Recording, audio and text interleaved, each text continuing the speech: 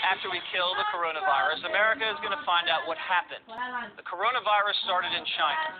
What did the Chinese government know, and when did they know it? American journalists stationed in China have been answering those questions, and now the Chinese government is kicking them out of the country. Here's what we know. Coronavirus first surfaced in China in mid-November. It's now mid-March. 4 months is a very long time. Once Chinese scientists identified the virus, the Chinese government ordered the lab to destroy the samples, stop the testing, and suppress the news. Chinese scientists were actually silenced and told to lie. Wuhan, where the outbreak happened, was allowed to carry on with their Lunar New Year's celebration. 11 million people were allowed to eat, drink, and be merry together. Colossal mistake.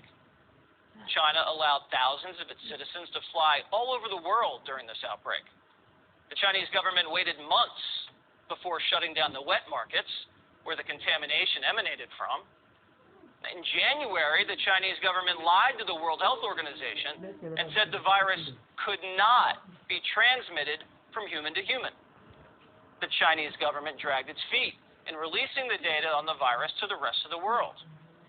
And when the Trump administration offered to send scientists to China to investigate the virus, China said no, wouldn't let them come in. And after all these mistakes, lies, and cover-ups, the Chinese Foreign Ministry said the virus did not originate in China and claimed the U.S. military planted it there. Chinese state-controlled media also threatened to withhold critical medical ingredients from the United States, just as the pandemic was hitting here.